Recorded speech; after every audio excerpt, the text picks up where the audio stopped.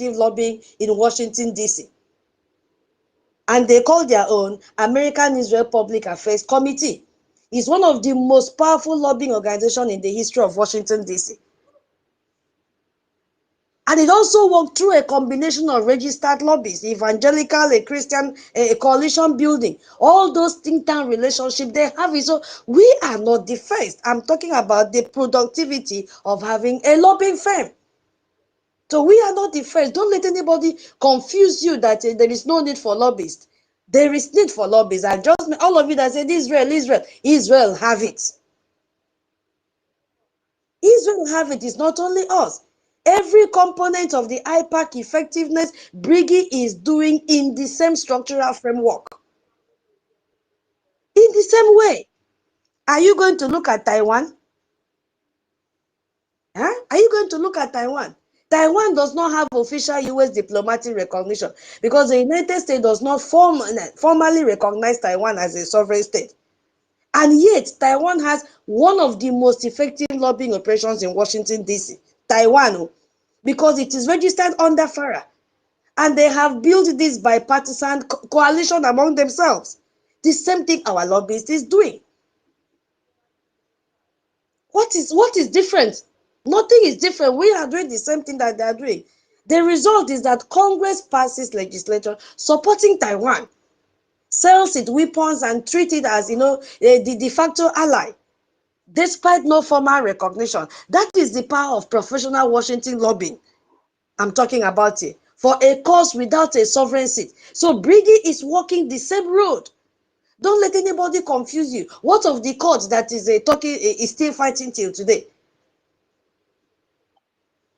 The Kurdistan regional government has maintained Washington lobbying presence for decades, despite being a non-sovereign entity. Do you see the need why you have to come and fund your freedom? They registered under FARA as well, just like our Biafra Republic government in exile have done with our lobbies. And they have built this relationship with congressional members across both parties. Bipartisan system. You don't support one and leave the other. That is how America works. And as a result, the United States has provided military support to them as well. Even political protection, they have received it. They have also received political attention because Turkey is killing them. We are not doing anything different. A non-sovereign people with professional Washington representation can move American policy. And the courts proved it. Briggy is also proving it. Anybody telling you that you don't need lobbying firm to strategize for you in Washington, D.C. is not wishing you well. So unlike the Kurd and Taiwan, Briggy also has a deeply personal, visceral resonance with the most powerful political base in the current Republican Party. Evangelical Christians are also there. The Kurd had to make a strategic argument. Briggy is making both strategic and a moral argument at the same time. Double, because double portion is ours. You see? That is the difference. We are carrying two at a time. While courts have only strategic argument, we have both strategic and moral arguments.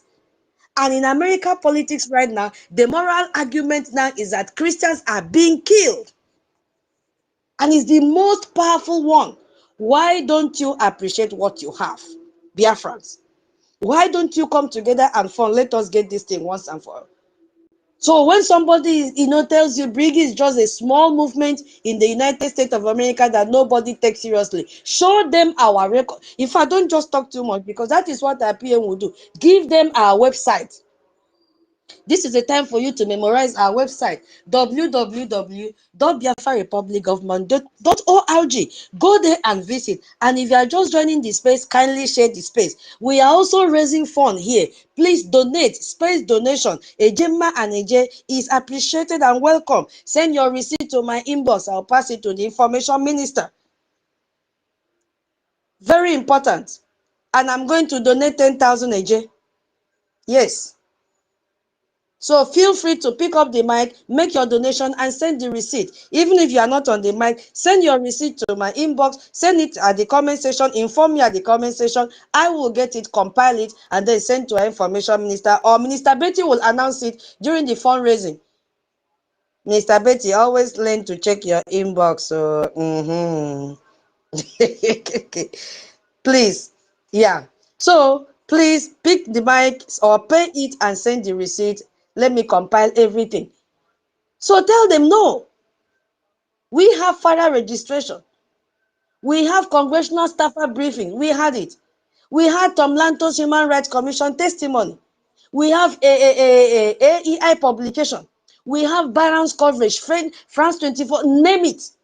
And above all, African Confidential came out, Patrick Smith, to tell the whole world how effective we are, how seriously we are.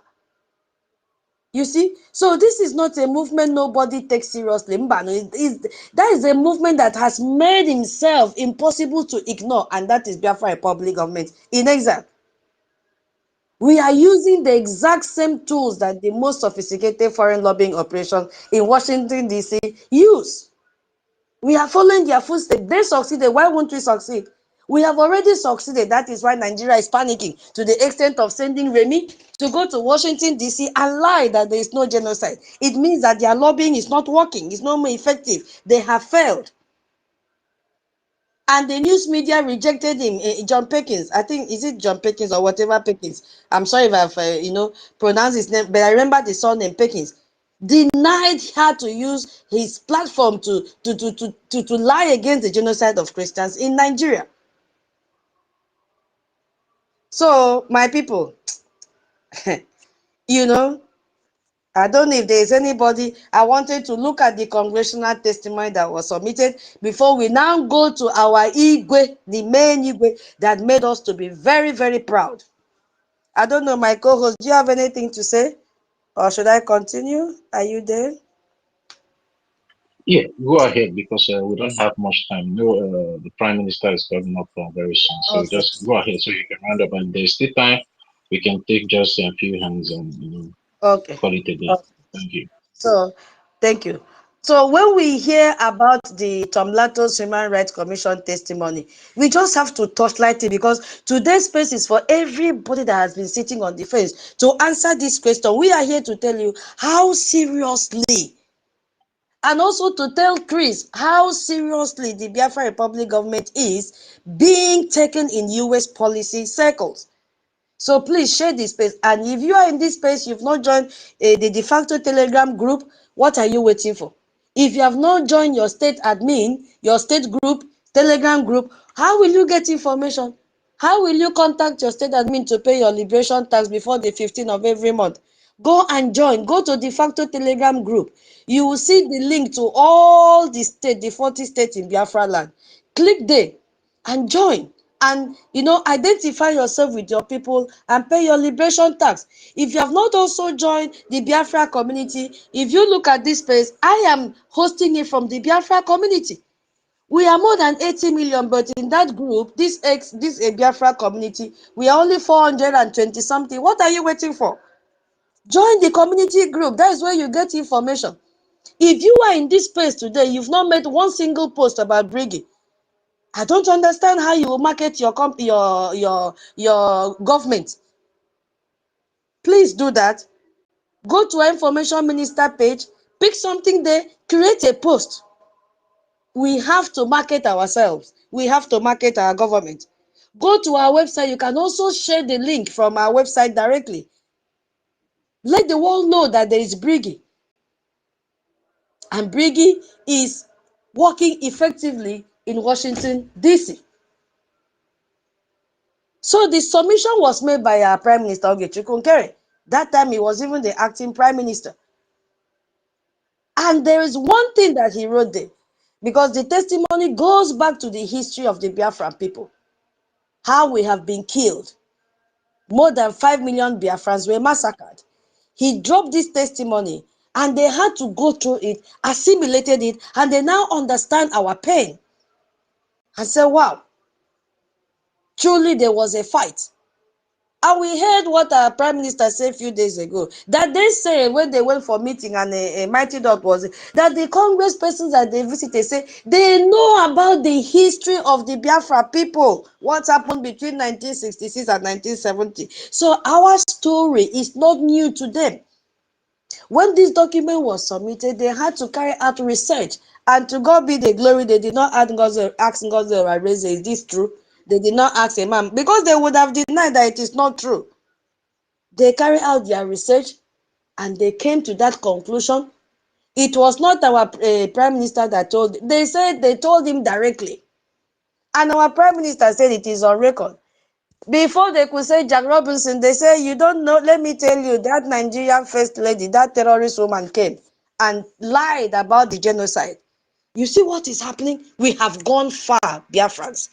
All we need is your J and your Jemba. The Congress persons that our Prime Minister is working with, they already know that Nigeria is a terrorist country, but they are waiting for us, for action from our own side. We need funding. We need funding. Don't fold your hands and sit down and say they will come and help you. No. That document, I'm just giving summary of what that document contained. Because if you want to go through it, there is no time. I didn't know our Prime Minister will come today, but it's okay. We'll finish before he comes. That document also made reference to the ongoing killing in Biafra land today. It also documented how the Fulanis have murdered us in Ebonyi State, all the Ebonyi State, everything. All the killings in Enugu, how our mothers demonstrated, everything, the burnt houses, everything. How Soludo has been targeting our people, creating different terrorist groups to kill our people. Everything is documented in that document that they submitted. And they went through it and they confirmed it from all the American watchdogs and said, wow, this is a very great team we should work with, not the terrorist country. Because all the information they needed about the genocide in Nigeria, they got it from the Biafra Republic government in exile. You see how powerful we are. So don't let anybody scare you from bringing, because this is where you belong. When our first Prime Minister comes out, let me tell you, he's not coming out to do his position. Of course, you know that he stopped doing his position because you cannot be a baby forever. He stopped doing his position. He used to come to the space once in a while. Why? Why was he doing that? Because he needed to wait and get information from our current Prime Minister from Washington, D.C. before coming to the space. Without our current Prime Minister, there is no Simon Ekpa, our first Prime Minister. So don't expect him to come out and start from the scratch again. No. He is very, very intelligent. And he knows what all of you are doing. He will come out and join Briggy. You see? So don't let anybody shift you from your goalpost. Come back to Briggy. Come to Briggy and give your funding. We don't want you to make an announcement. Just go to the website, donate and keep your receipt. You don't know today, tomorrow, they will say, okay, want to start ID. What is your evidence that you've been supporting your freedom? That document also made reference to the UN and African Commission that they've already ruled against Nigerian terrorist country. And this has to do with our Onyendu. African Commission on Human Rights and People's Rights, they ruled that Nigeria designated us as a terrorist organization, that it was a gross violation of the African Charter. But you know, African Commission on Human Rights and United Nations, they are terrorist organizations. They support terrorism. The same UN, Antonio, their secretary, that supported the integration of Boko Haram into Nigerian military. So we cannot even take them serious. Our target is to join the board of peace. That is where it matters. We want to have a seat also in that board of peace. That is where we are focusing, and that is our target, not UN. They've abandoned UN because terrorists have hijacked UN. Imagine OIC with 57 votes. They are there to protect the interests of the terrorists. Today, what did we see in the news headline? They have released terrorists. They say repentant Boko Haram. How many? 100 and something. The next thing now, they will integrate them into the military, and then the US will train them. Let us pray that what's happening in Afghanistan will not repeat again. But I know the United States is smarter than them. because you cannot reintegrate terrorists into your army and you expect the US to train them. They have released the prisoners. They say it is Ramadan. Let us release prisoners. But our Onyendu is still in detention, and somebody will come and say, talk about peace. What kind of peace is that? Who would have been the first prisoner for them to release? Is it not our Onyendu that is innocent? But they are releasing terrorists that have killed thousands and thousands of people. But our Onyendu is still in the prison. Anyway, we'll come to that. That document, I told you because of time, let's just, just summarize it, made reference to the detention of our Onyendu and our first prime minister in Finland. And it called for the Nigerian terrorists to release them unconditionally. Unconditionally, because they committed no offense. And the testimony cites Dr. Michael Rubin of the American Enterprise Institute, who has written that Finland is engaging in politically motivated persecution of African political exile. He made that document, made reference to this. And this man was also there when we did our congressional briefing. He spoke to Biafrans. He spoke to the entire world. You see? And at the end of that document, the Biafra Republic government in exile asked US things to do to invoke the Global Magnitsky Act to impose travel bans and financial sanctions on Nigerian officials responsible for killing Biafran Christians. And the US have done it today. They have been sanctioned. The list have been released. He said names, they only started with 3. Now they've also done the same thing to 8 Nigerians, which we mentioned a few days ago. The list will be endless. Soludo will be our sister mate list. We forgot to put Abba Kyari in that list that day. We have to add Abba Kyari. There are many people. I prepared it. I will give it to you, senior citizen Stella. They have started. So those of you that said, where did this Magnitsky sanction came from? It came from the Biafra Republic government in exile. We submitted that document. And to pressure Nigeria through targeted sanction and tariffs to relieve our Onyendu is ongoing. He will be released very soon. The same thing with our prime minister.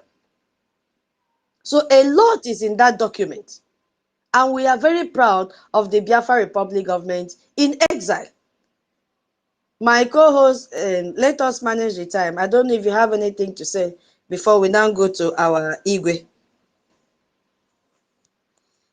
Yeah, Tutos, okay. Yeah, thank you very much, Sister Tutor, the tutorial herself. You say, so many things we have been saying here. It is called for all Biafrans to come around. Let us do this. Let us get this Biafra now. So many Biafrans are not asking why is it that the North, the Benue, the Kwara, Fulani terrorists are slaughtering people and they are not sending their military there. Why is it that Nigeria terrorist governments are not sending their military to Kwara, to Benue, to Plateau, where the terrorists are kidnapping and slaughtering people, but they choose to send their terrorist army in our land? If you are a Biafra and these things are not waking you up, and you keep on dwelling in this, or with this your bitiness or whatever however it may be, that means you are not just a wicked person, but you are a winch. Because if you think you are doing the prime minister, the current prime minister, you are doing it to get on him, why not you reconsider your family that you have in back home? We need to wake up now and do the needful. Every one of us need to wake up. I don't know why we need to be shouting and calling Biafrans to wake up. We are not asking you to bring everything you have in your house. We are not asking you to empty your account, your bank account. All we are asking you is to give us what is coming from your mind.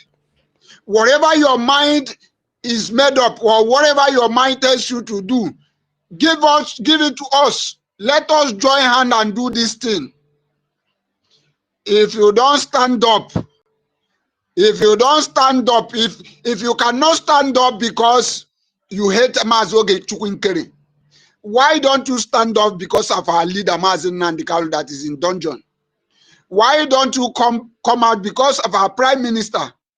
Why don't you come out because of our men, our Biafra Liberation Army, because of our defense who are in the bush? They have even come out and call everybody to come together. Let us come together. Our Biafra, our freedom that we are looking, I have not seen it as close as it is right now. And that is why Nigeria terrorist government is flying fighter jets in our land as we are speaking.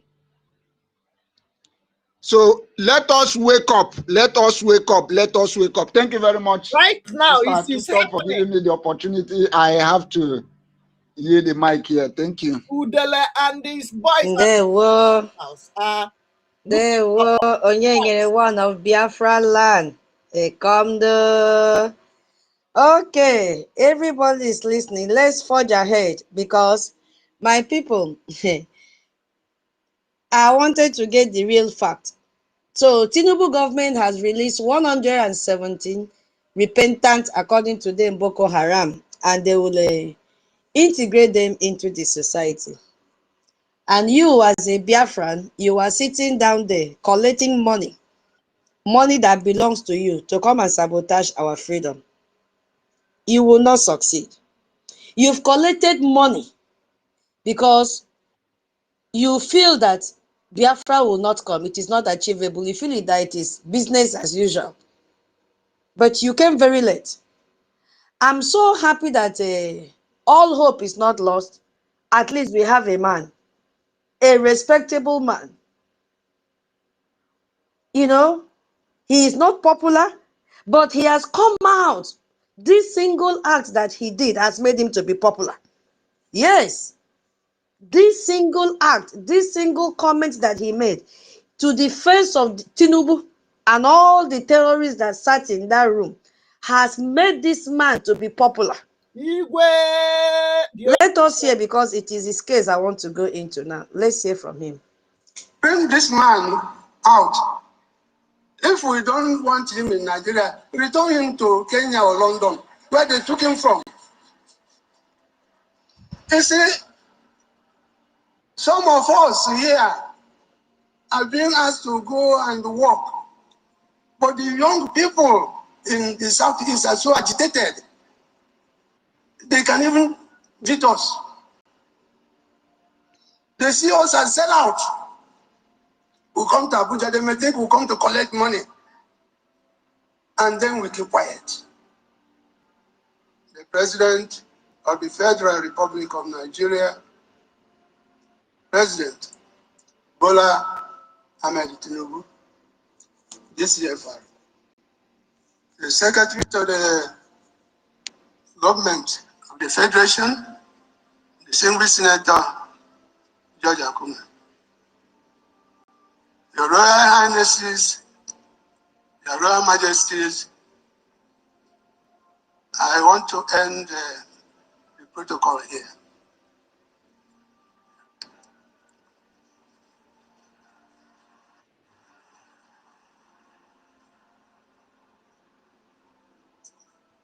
Your Excellency,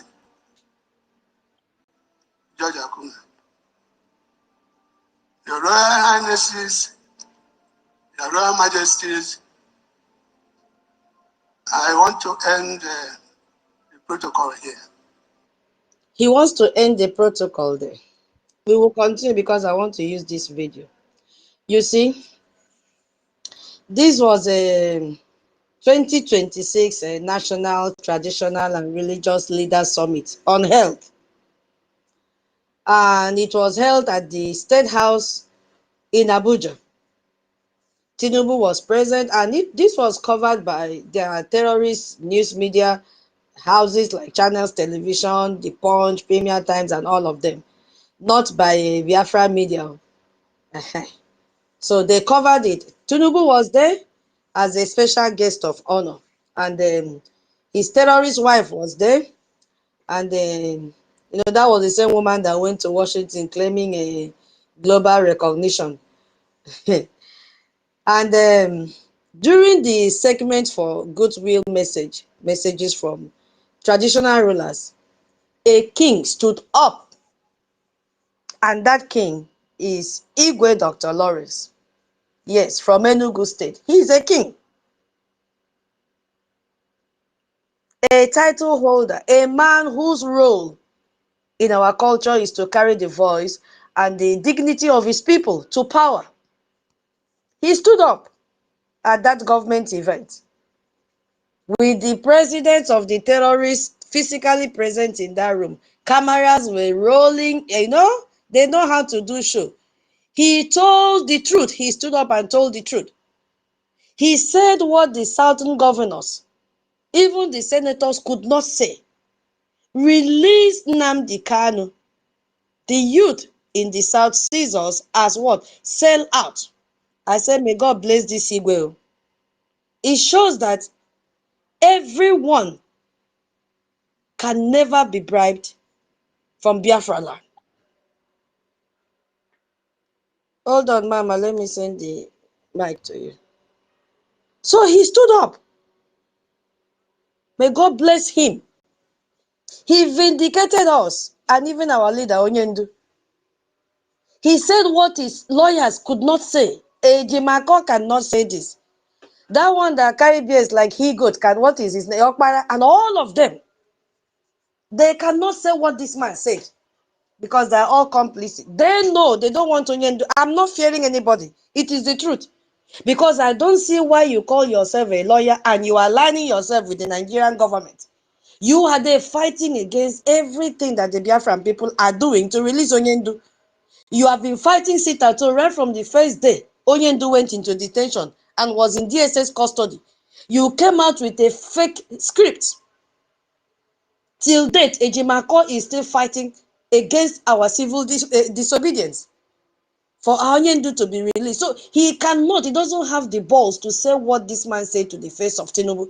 Instead, have you people noticed, he is hiding behind the statement of this man. He can never say it directly. All of them are hiding behind this man's statement, the statement that this Igwe did. This man said what the fake professors in Brigi cannot say to Tinubu.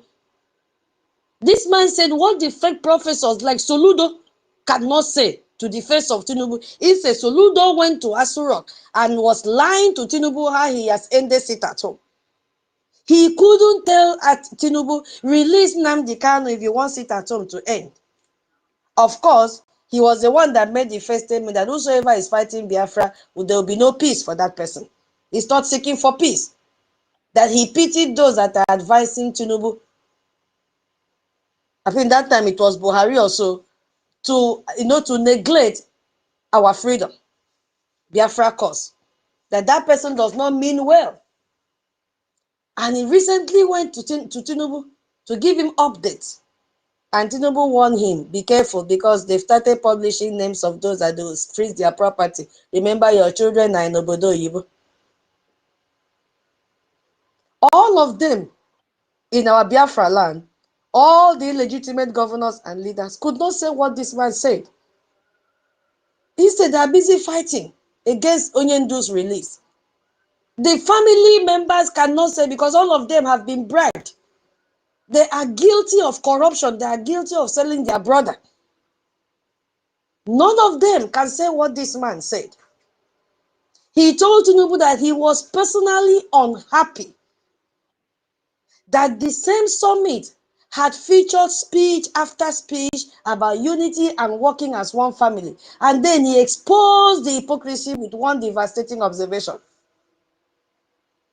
He wasn't happy that the Oni of Ife who had just given an opening speech calling everyone to work as one Nigeria, is preparing to confer a prestigious traditional honor on Sunday Igboho.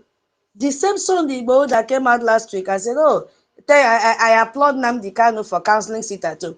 He saw that it did not fly, that Biafran still sat at home. He now came out and said our Onyendu should stand down and negotiate with Tinubu.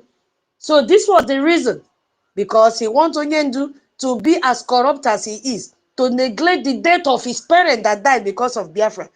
Sunday Igboho has not lost anyone. Even when the mother died, he came back to Nigeria and celebrated the burial. Nobody arrested him. Tinubu gave him money. They clustered around him. He buried the mother and went back. No arrest, nothing. He said, and yet, NNAMDI KANU, Igbo separatist, is serving a life sentence in Sokoto prison. Same category of activism, two completely different treatment. One get traditional crown and one get chains in a prison. Very far from his homeland. You see? That his brothers, they don't seem to understand how painful it is for him to stand there and hear what this man said. And when he remembers that his own son, NNAMDI KANU, is in detention far away in Sokoto, that he is not happy. He told Tinubu something that every Southeast traditional ruler knows, but they don't want to say it publicly. That our youths are so agitated and they see them, the elders, as sellouts. So that is what I want to talk about now, because, I want to, in my own understanding, to break down in that room what really happened in that room, because there were three separate reactions I observed from the video. I observed the laughter session when they were laughing. I observed the silence moment and then the clapping. And to me, each one tells a completely different story of what happened in that room. You understand? So that is where my focus is going to, channel to. So if you understand all these three, this is my own, or maybe you also view it, because the way I see things will be different from the way you see things. Because if you understand all three, you understand everything that is wrong with Nigeria and why Biafra Republic government had to take this fight to Washington, D.C. Because that is where it will end. That is the only place that will authorize and mandate the terrorist country to release Onyendu. That's it. So I want to look at the first reaction, which I call it the laughter reaction, because I was asking, why did they laugh when this king says Sunday Igboho is NNAMDI KANU's counterpart? I want to play out. Let me fast forward it. Let me see. Hold on, please. Let's listen.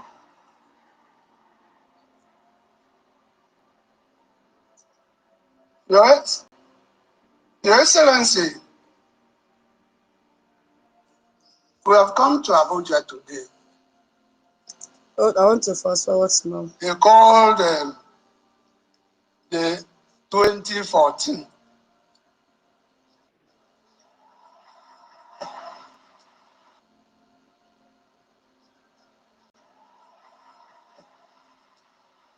By bringing the largest crowd into this place. Okay. Let me start from here. We will connect. Let's think what he said here carefully. He did not make an emotional appeal when he said that Sunday Igboho is NNAMDI KANU's counterpart. It wasn't an emotional appeal. No, he made an accusation. And he said that the Oni of Ife is preparing to give Sunday Igboho, a man who campaigned for Yoruba what? Country, a prestigious traditional honor. While NNAMDI KANU, a man who campaigned for Biafra self-determination, is serving life imprisonment in Sokoto. He called them counterparts. Same category, same activism, but different treatment based on which tribe you belong to. Now, the people who laughed understood exactly what he was saying. Because they were not laughing because they thought it was funny. No. It's my own understanding. When you pick the mic, you can deliberate on your own part. They laughed because he had just exposed them publicly in a way that they could not answer. So if you think about that, if someone accuses you of something you know is true, but you cannot defend it, what do? You begin to laugh stupidly. Because laughing is the only way to pretend the accusation did not land properly. And it is how you signal to that room. We are not taking this seriously. We have the power here. So move on.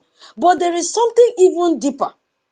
When this laughing was going on, the Igbo politicians who were sitting in that same room, all those senators and ministers, all those governors who worked in Tinubu's office, they also laugh.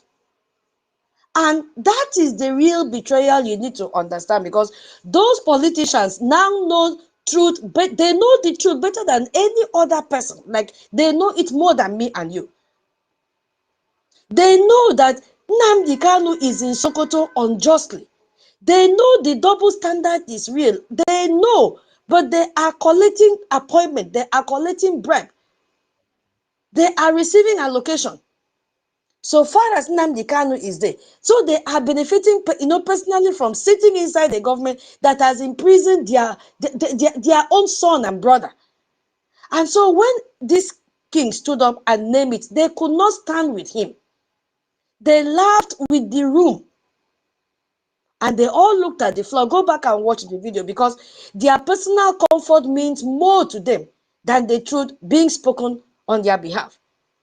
So that laughter is Nigeria saying to our people, we can treat Igbo people any way we choose. That's what it means. And the Igbo politicians inside our system will still show up for work the next day. We can rubbish you. We can do anything we like with you. You have lost your values. And nothing will happen. They now say, oh, this one is not a part of those that we can control. Oh, this is a different breed. Let us just like, we don't know that Sunday Igboho has collected money. Sunday Igboho is smarter than Onyendu, your son that you are coming to talk about, that their counterpart. We have been able to bribe Sunday Igboho with billions of naira. So he can never continue in what he did before. Sunday Igboho is our son. Oh, you don't know that your kingsmen have already sold NNAMDI KANU? They've collected money on his head. You are talking about comparing Sunday Igboho with NNAMDI KANU. Ha!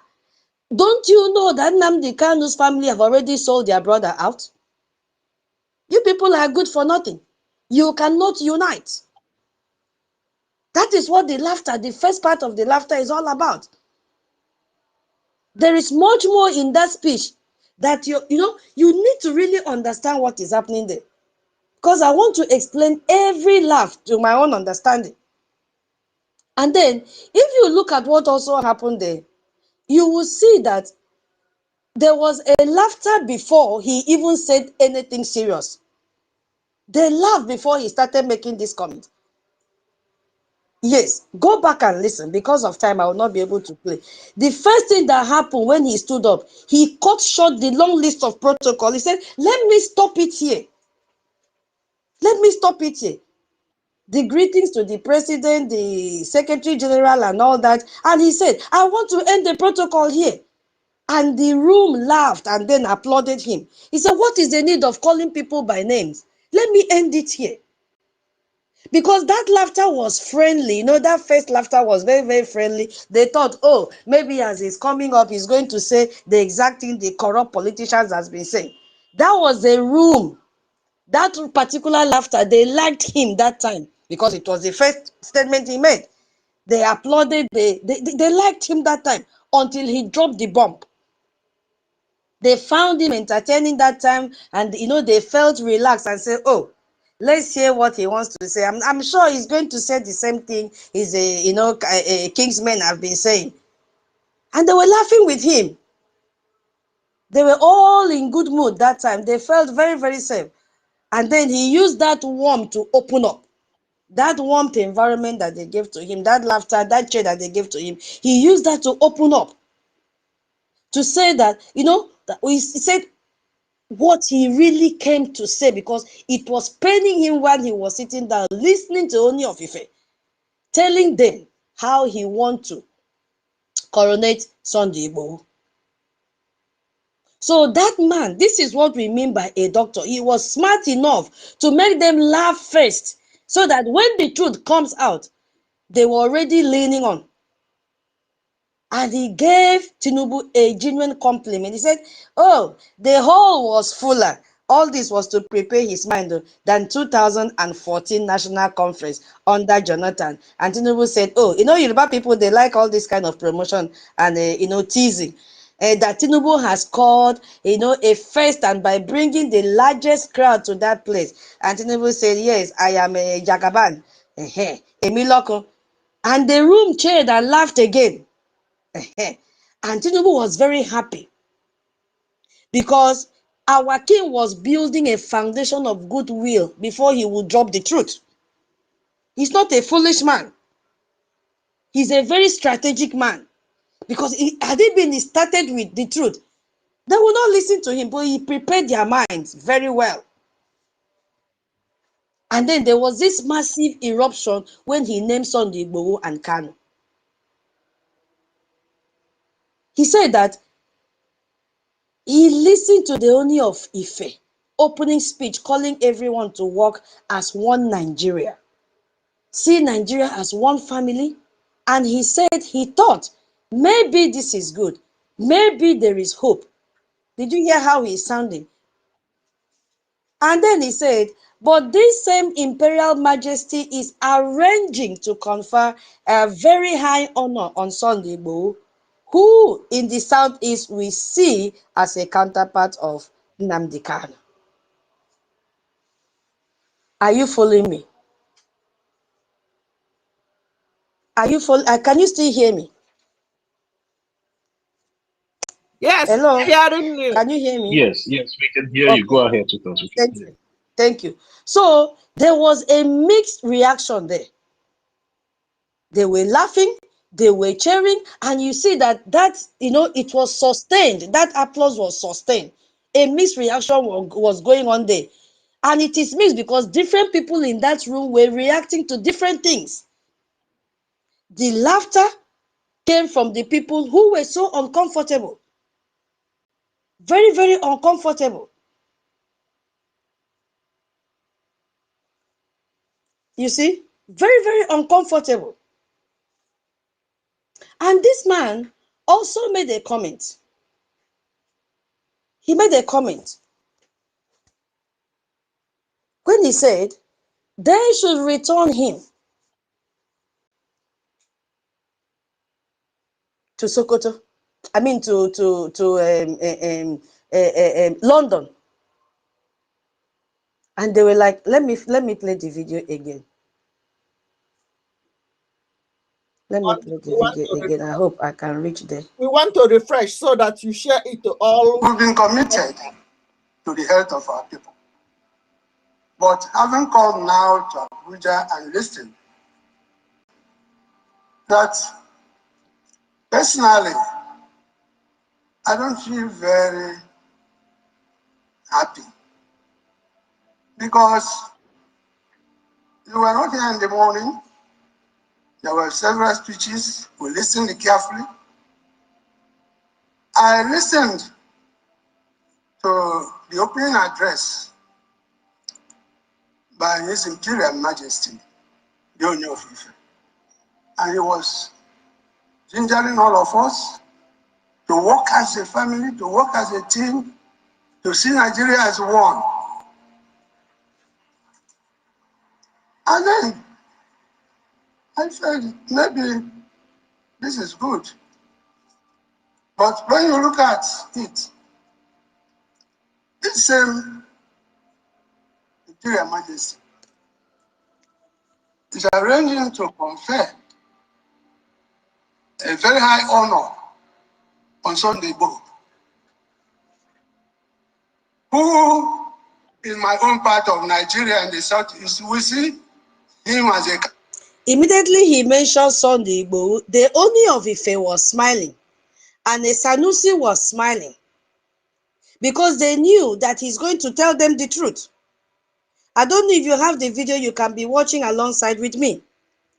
They started the smile first. They started smiling because hypocrisy was exposed in just one sentence. The Nigerian establishment is willing to celebrate a Yoruba separatist while keeping an Igbo separatist in Sokoto prison. The same government, the same Nigeria, two men doing essentially the same thing, but one is in detention and one is getting royal honor. So our Igwe did not just ask for our Onyendu's release, he exposed the ethnic discrimination at the heart of the Nigerian justice system.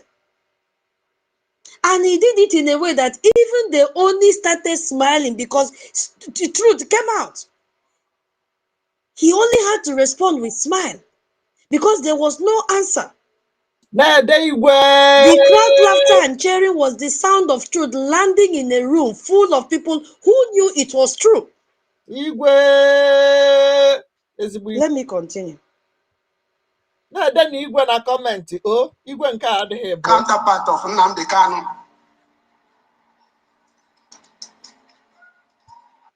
So that counterpart now is where Tinubu laughed and bent his neck. Because our people have betrayed our Onyendu. The family members have betrayed. They are laughing, telling him, you are just a novice. You don't know what has been happening behind the scene.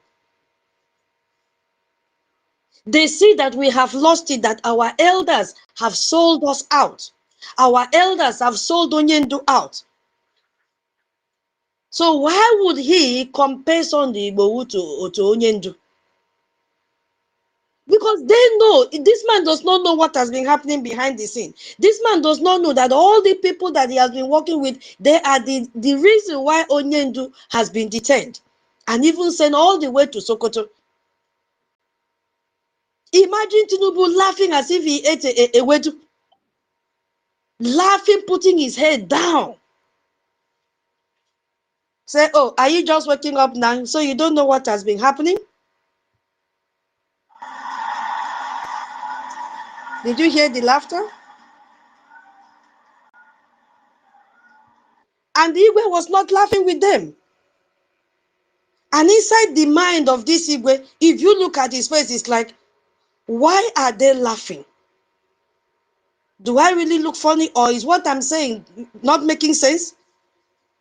Has it gone this bad that I'm making a clear comparison and they're laughing? What is going on? He did not laugh with them. Because he doesn't know what has been going on, that the same people he feels he's working with are the same people that sold Onyendu out. The only Igwe.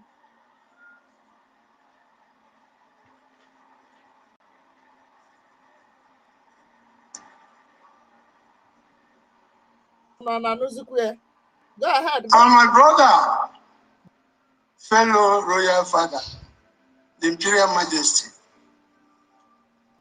does not seem to understand the pain in my heart. Now,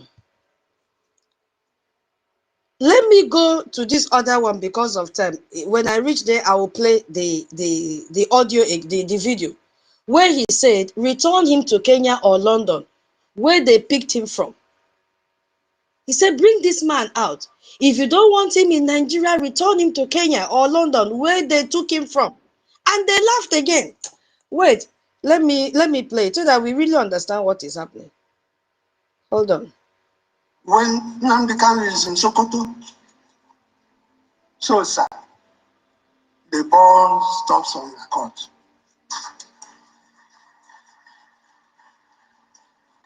Bring this man out. If we don't want him in Nigeria, return him to Kenya or London, where they took him from. You see? They laughed again.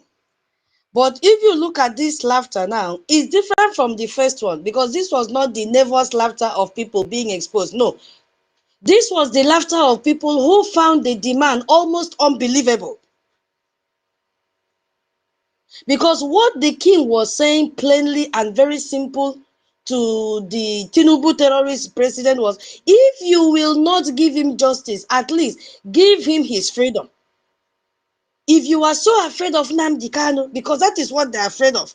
That is what the Southern governor said, that when you release him, they will not allow, he will not allow election to be held, and this and that and that. He said, if you are afraid of NNAMDI KANU, that you cannot release him inside Nigeria, put him on a plane and let him go. So they laugh because no traditional ruler is supposed to speak to the president like that. You are supposed to come to Abuja, respect the occasion, say something, carefully worded so that you don't hurt the president and then you go home. But this man was breaking every unwritten rule of how these interactions are supposed to work. He was so direct and so plain in what he was saying. He was so unbothered by the power in the room. He did not care because it pained him why in that same room that he was saying, they are planning to coronate Sunday Igboho, and NNAMDI KANU is in the detention, and no one dared to speak except this man that stood up. No one. No one. So that room did not know what to do with him except to laugh. The truth hurts. And that laugh also contains something else. It contains contempt. Because the people laughing were thinking this man is saying things that will never happen. How can, he can say return him to Kenya. Tinubu will never do it. Because the king's men, all the southern governors have signed for them to keep NNAMDI KANU. It is only what me and you will do now. By funding, by supporting Brigade that will release Onyendu. After the man have said this thing, have they not released 117 terrorists? Have they released Onyendu? The answer is no, showing that it can never be effective. If you like, roll on the floor. Is our people not collecting money? Did they bargain? Did they, what is his name? Obi Kubana bargain? That was a very platform for me to bargain. Wishay, tell your father to release Onyendu. Instead, they kept quiet. They collected the money. And so they laugh at what they considered an impossible demand. But they should not worry. A hand will touch them from DC. And they'll be forced to do it. The fact that they laugh at that demand is another evidence. It means the people in that room, the government or the military, all of them have already decided that Onyendu will not go free. So they're laughing at him because they have sealed it. They are not even pretending to consider it. They laugh because to them the question is already closed. It's a direct confession. And they've passed a message for our people to sit up and do whatever they know they have to do for Onyendu to be released. And he went on to say that the youth can even beat us. So they see us as sellouts. This is one of the most honest things said in that room by this man. Because he told Tinubu that, that he and other traditional rulers have been asked to go and work with the government, right? To participate, to help with health programs and other initiatives. And I'm asking, what is the connection with health program and the coronation of Sunday Igboho? Did they come out intentionally to mock us? The answer is yes. Since you have abandoned your own, let us tell you how to take care of your child. We cannot sell out our own. Instead, we are going to crown him with the chieftaincy. While you have decided to kill yours, while you have decided to abandon yours, while you have decided to collect money and sell your brother. They are teaching Biafrans what unity is all about. Yes, that is the message they gave to us. So he said the young people of Southeast are so agitated that they can even beat us. Yes, they are waiting to beat you. He did not say that they are angry, agitated. You are looking for something. You are looking for your freedom. And then, as they are looking for their freedom, they became agitated because they have seen what you have done to NNAMDI KANU. And they have also heard about this coronation. They have seen that Sunday Igboho is a free man. They have seen how you have released the terrorist. But Onyendu is there. You see what is happening? So he told them, they will kill us, they will beat us. And for this man to say this, maybe he has been threatened. Maybe the youth in that community has gone to him and said, this Abuja that you are going, if you don't come back with Onyendu, if you don't come back with a positive thing, we will not open the door for you. This is how you people go to Abuja and collect money. So he's also telling Tinubu that that strategy is no longer working. That strategy of us coming to Abuja and going back to lie to the youth is no more working. The youth do not believe us anymore. The youth are so angry about Onyendu and about everything else happening in their region that they have stopped respecting the traditional rulers who participate in this arrangement. That's the message he's telling Tinubu. That it will no more work. We are losing our authority over our people because we have failed them. We are not doing what we are supposed to do. And the reason we are losing it is because you are holding NNAMDI KANU and we keep coming to Abuja, going back empty-handed, not with NNAMDI KANU. So this partly, this part is very, very deep and honest. Because Dr. Lawrence admitted that the young people are really seeing them as sellouts. Very clear. We just go to terrorist page. Keep in mind that this man did not say this to complain about the youth. No. But to tell Tinubu the depth of the crisis going on in Biafra land. That he is risking his own personal safety by even coming to Abuja. You see? He decided to choose truth over comfort. Now, he said one thing that I really love so much. Well, let me play so that I will pass the mic because of time. Some of us here have been asked to go and work, but the young people in the southeast are so agitated, they can even beat us. They see us as sellouts. We come to Abuja, they may think we come to collect money, and then we keep quiet. So, sir, please do something about this. Do something about this. We cannot make progress in this country if we don't tell ourselves the whole truth. There's no way. There's no way. Now, again, they were talking about Southern Traditional Rulers Committee on Health. And the eminent professor Patel was saying that this will become an annual event, what we are doing today, if I heard him correctly. The truth of the matter is that there's nothing like Southern Traditional Rulers Council. Bam. There is nothing like Southern what? Traditional Rulers Council. It doesn't exist.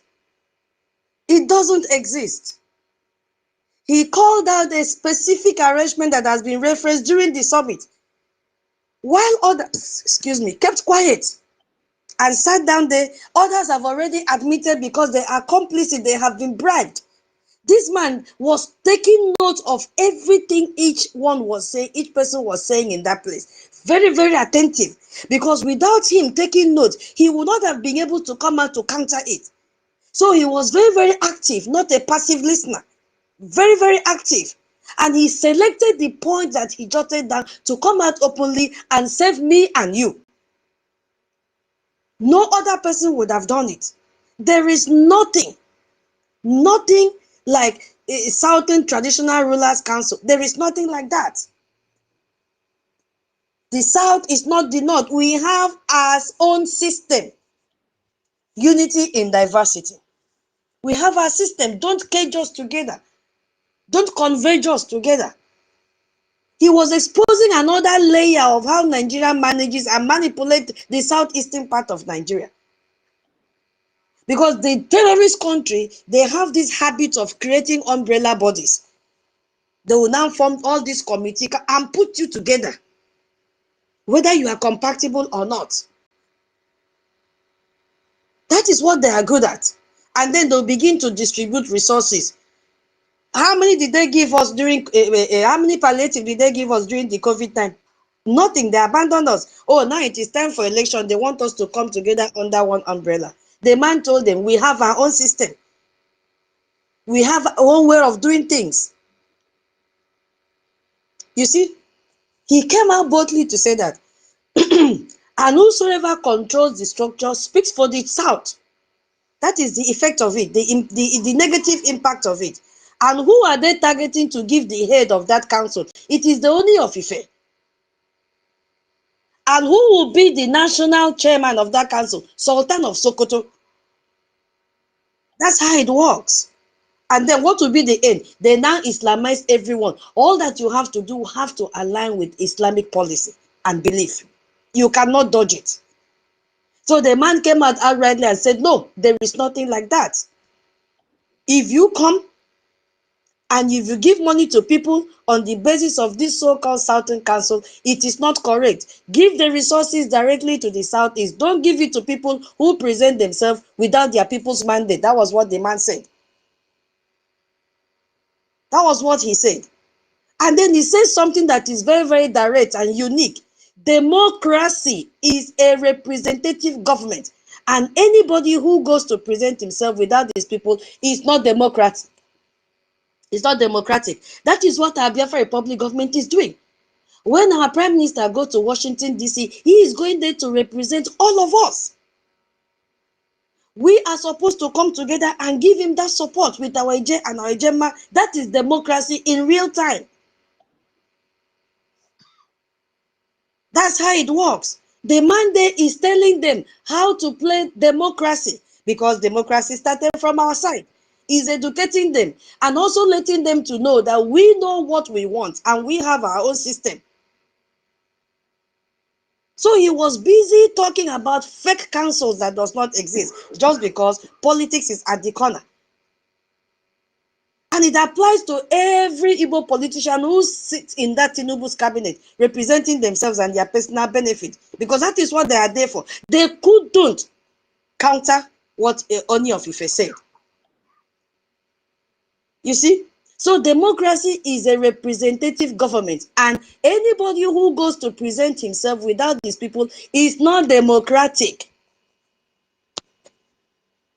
So the man called out, a structural manipulation by the Nigerian terrorist government. Don't put us together. That is not who we are. That's not who we are. He challenged him to his face. He said it to his face. So he's not just talking about held money. He was defending the political identity of the Biafran people. He said, we are not just the South. We are the Southeast. Recognize us specifically. Respect our structure. Respect our culture. Respect our identity. So this is also a self-determination argument that the man played out that day. We know who we are. Don't force us together. And guess what? The final reaction. Then I'll pass the mic before we go to the next one. When he finished speaking, the room gave him a final round of sustained applause. Bah, bah, bah, bah, bah, bah, bah, bah, bah. And then they moved on to the next item on the agenda. No Southeast governor stood up after him. No Igbo senator in that room backed him up publicly. No minister, nothing. To even say, oh, this is Igwe, what he said is right. They did not. They did not even say, oh, we are endorsing this demand. Nobody did it. Nobody. That man was all alone in that place. All alone. And the session continued, and today Onyendu is still in Sokoto. Nobody supported him. What a lonely man. What a lonely man from our people. Not even one elected official was there to tell Tinubu, yes, we support what Arigwe is saying. They were all quiet. They did as if it doesn't concern them. Of course, it does not. They are thinking of the next line. They will go back and tell their youth. You see? This is the reason why the Biafra Republic government in exile does not wait for any Igbo politician. We are not waiting on them. That is why we took the flight to Washington, D.C. That is why we took the flight to the Congress. That is why we took the flight to the Global Magnitsky Act. Because we know that that is where they will listen to us. Briggy is doing the work that 20 Southeast senators, or whether they are up to 50 now, and all the governors should have been doing all along, but they refuse to do it. All of them refuse to do it.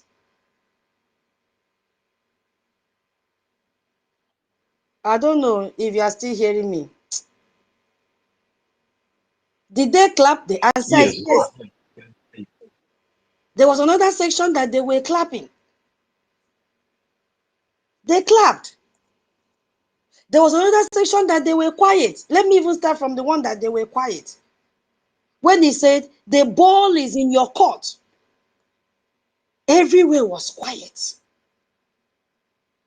The ball is in your court. This was after the laughter. He did not apologize. He did not soften his word. He looked directly at the president of Nigeria and said, bring this man out. The ball stops in your court. And the room went dead silent, dropped pin silent. Because making a direct demand to Tinubu on camera and in the public is completely different thing. A different thing entirely from making a comparison that people can laugh away. He dropped it quietly and pointed at him. Because, comparison can be dismissed, but a direct demand requires response. And nobody in that room, not even the minister, not even any Igbo politician sitting there, wanted to be seen responding to it.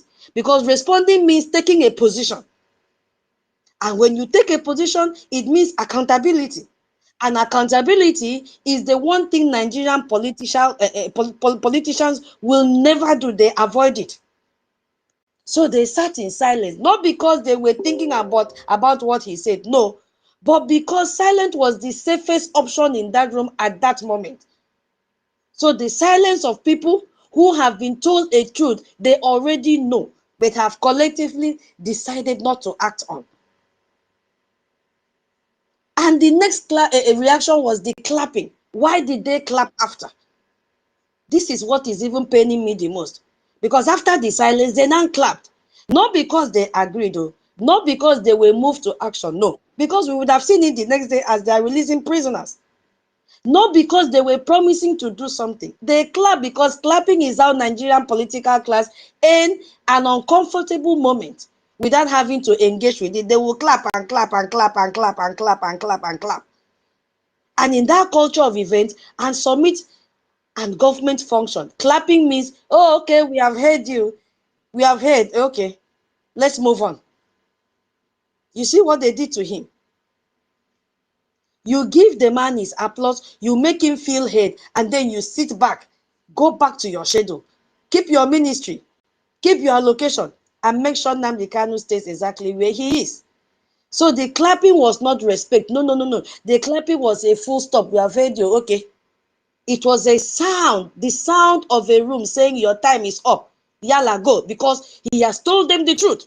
Remember, they were silent before, and now they ended up with clapping.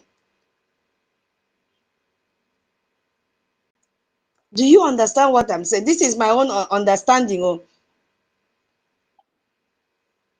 See, the laughter, the silence, and the clapping, they are all connected. They all come from the same source. Nigeria is not afraid of Igbo pain. They are not afraid of our pain. Nigeria is not afraid of our Biafran leaders speaking the truth.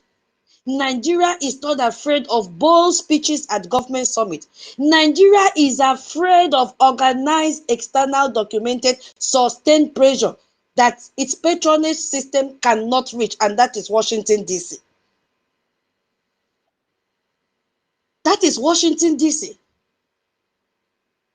All the Igbo politicians in that room, by laughing, or even the time that they stay silent, or even the one that they applauded, and going back to their seat, they were sending Tinubu a message. We are still here.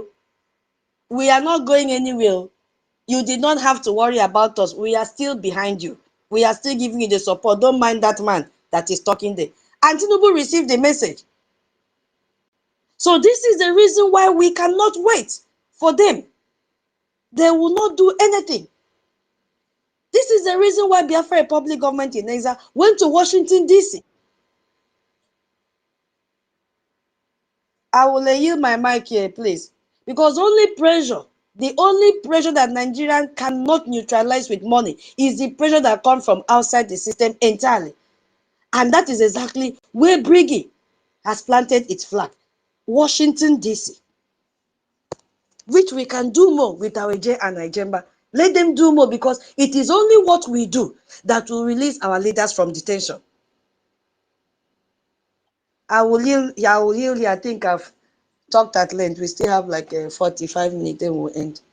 Yeah. You have been talking, and we Biafrans are enjoying it.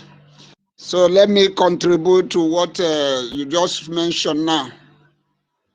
I mean, the topic you just treated. You see, it is high time every Biafrans know that the problem we are having, the reason why we have not gotten Biafra is not coming from Nigeria. It is those useless. When I call them useless, my own is that I don't know how to paint words. They are, before me, they are useless, but they are very, very irritating to me. Like when I was playing a program that our information minister had host, was it yesterday, about this useless Soludo. In fact, I was listening the voice of this Soludo, and the voice, I can't hear that useless voice. The way it bites.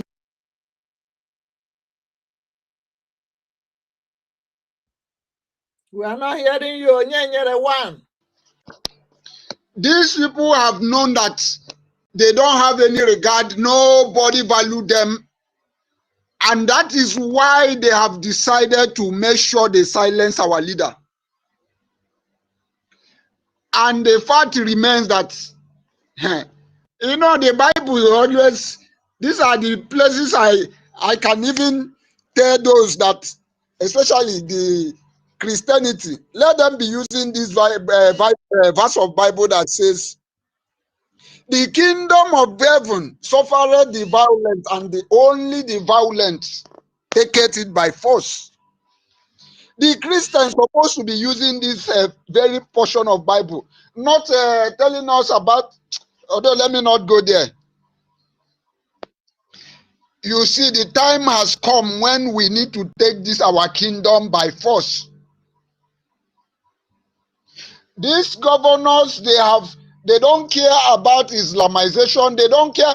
I made a video when I said, why can't these useless governors condemn what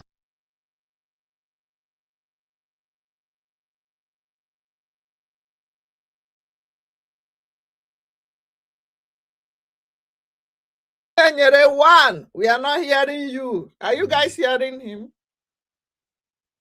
Oh. I can't hear him. Or is it from me? Can anybody still hear Onyenye? No, it's like he's having a network issue. you are not hearing me? Yeah, You cannot hear me? yeah, we can hear you now, but you went off for like 20 seconds or so.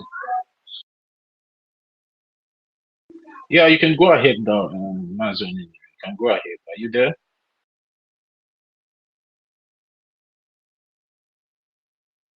In essence, is that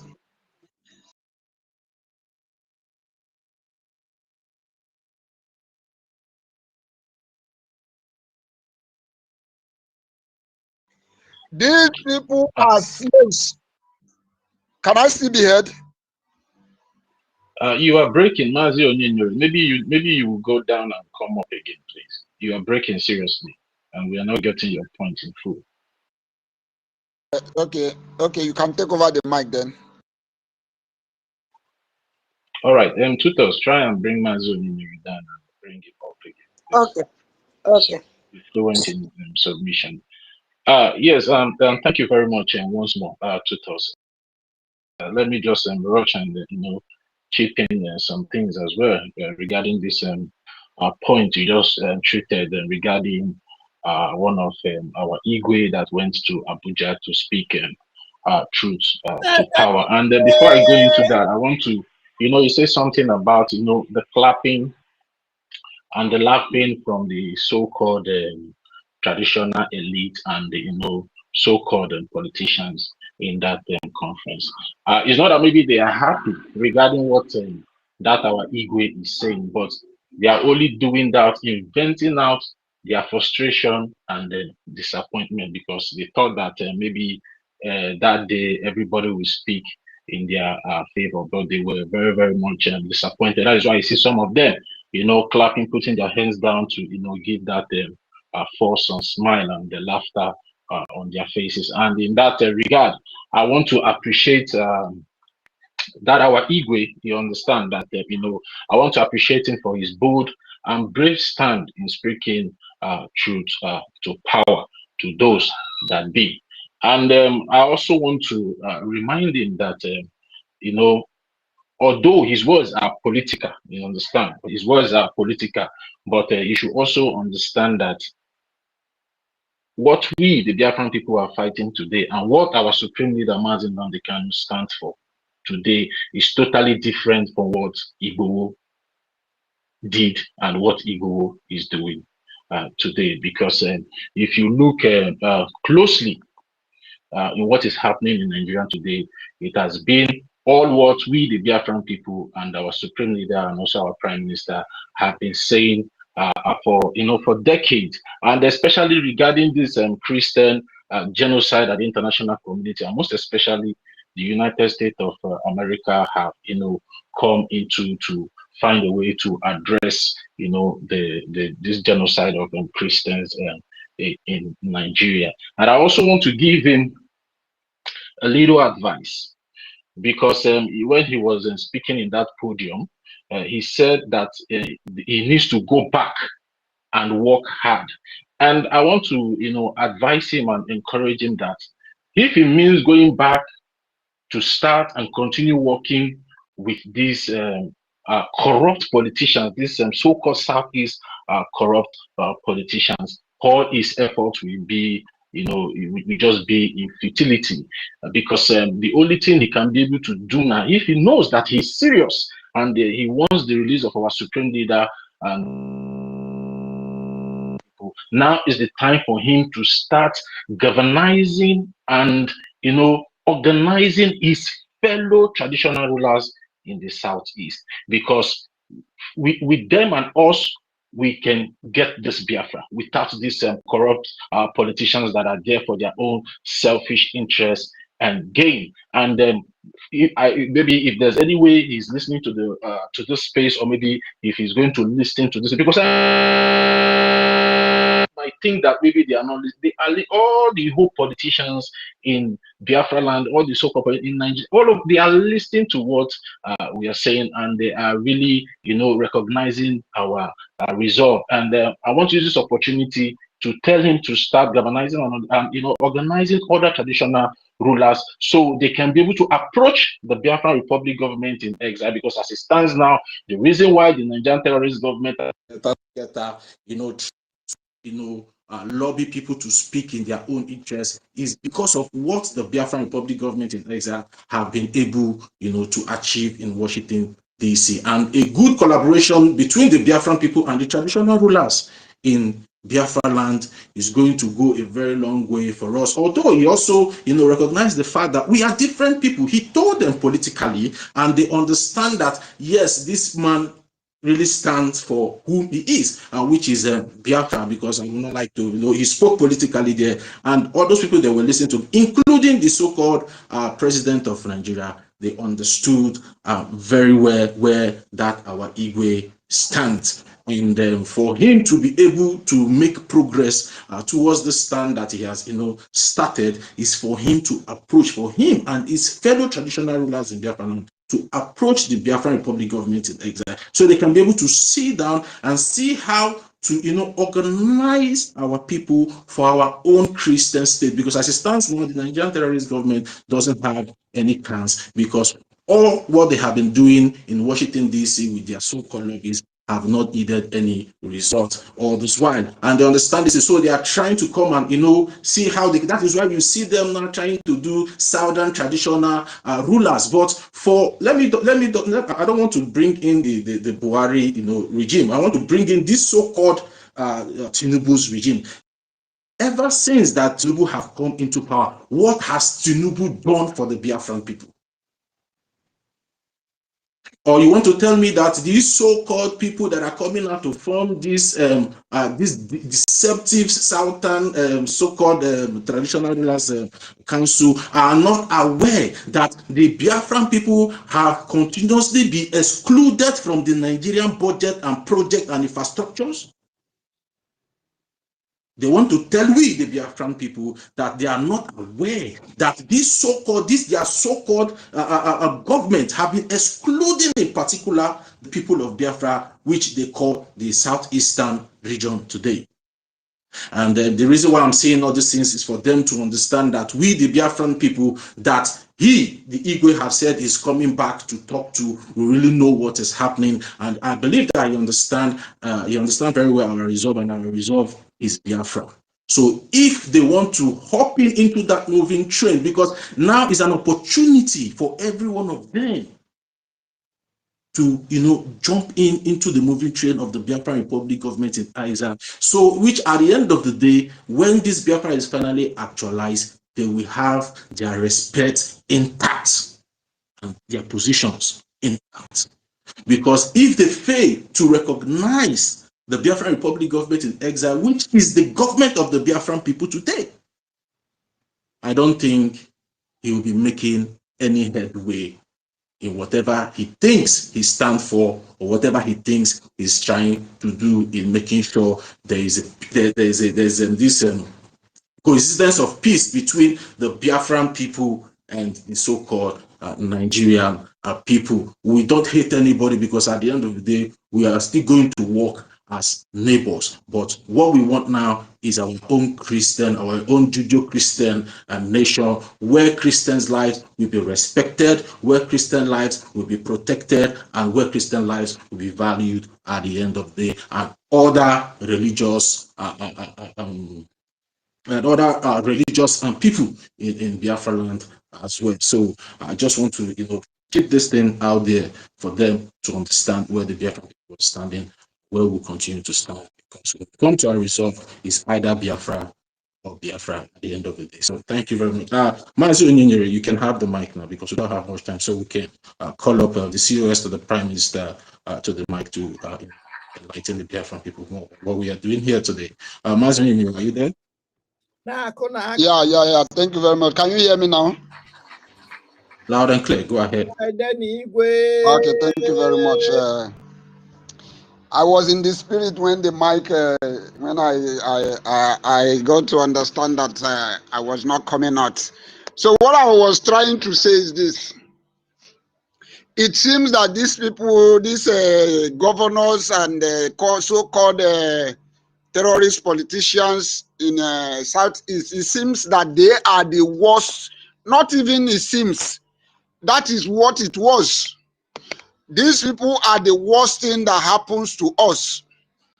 And I begin to ask Chukwuokika Abiyama, does it mean that this is the kind of cause, or this is what, is there anything that warrants this kind of useless people to be befalling us? Because I can't imagine, I can't understand, why is it that this set of people, others are fighting for their people? We are here talking about Onife crowning Sunday Igboho, who do the same agitation as our leader Mazi Nnamdi Kanu. But their people speak for him. Their people rallied around for him. But in our own case, what happens? We have witnessed and we have seen Shegumi, terrorist Gumi, the way he have standing and speaking for their terrorists. What is the other one's name? Shetima also there. Shetima also there, and this Sultan of Sokoto as well. All of them are defending their people. They also can see how these terrorist northerners are releasing Boko Haram and calling them repentant Boko Haram, repentant or whatever. Every day. Want to be. Why is these useless people in Southeast that call themselves politicians? Why is it that they are not doing anything? They are not concerned. Even the citizens are dying is none of their business. Are we saying, or is it that these people are cursed to us, that a curse that has befallen us? Because when I begin to reason, when I begin to think and see what these people have become and the way these people are doing, I begin to imagine if these people are human beings. And that brings me to a call that I am calling to Biafrans. If you are a Biafra and you don't know your problem, you don't know that the reason why Nigeria is having a time like this with us is because of these useless people. Had it been we do not have anybody called Soludo, a useless man called Soludo, had it been we did not have any useless man called Hope Uzodemma, had it been we did not have any useless man called Peter Mba, do you think that Nigeria will be having the kind of privileges they are having, even to an extent of jailing our leader Mazin Nandikal, who have not committed any crime? So our people should stand up now. Stand up and know those that is your enemy. The in-house enemy is the worst enemy you can ever think of.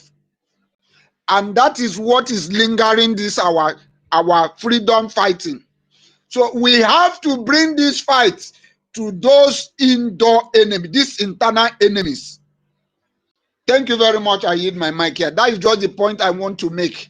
Thank you. These people are cursed, and I really applaud this our Eze, our Igbe who have made an impact. I really applaud him as well. He should keep on and stand on the truth. For the Bible have said it that you shall know the truth, and the truth shall set you free. Thank you very much. I yield my mic here. Day one. They were our NKERE, one of Biafra land. Hey, so you were in the spirit. It is okay. Yeah, let's give a COS before we give to Charles. I wanted to, anyway. Yeah, original COS, please go ahead. Charles, just give him a few minutes. You have the mic, okay? We're gonna refresh. COS, are you there? We're gonna refresh. Yes. Yeah, Greetings, welcome. everyone. Tell me, we want to refresh. Our host, Tutor, and the co-hosts, I greet each and every one of you. On the WhatsApp group. All our senior citizens, I see, I oversee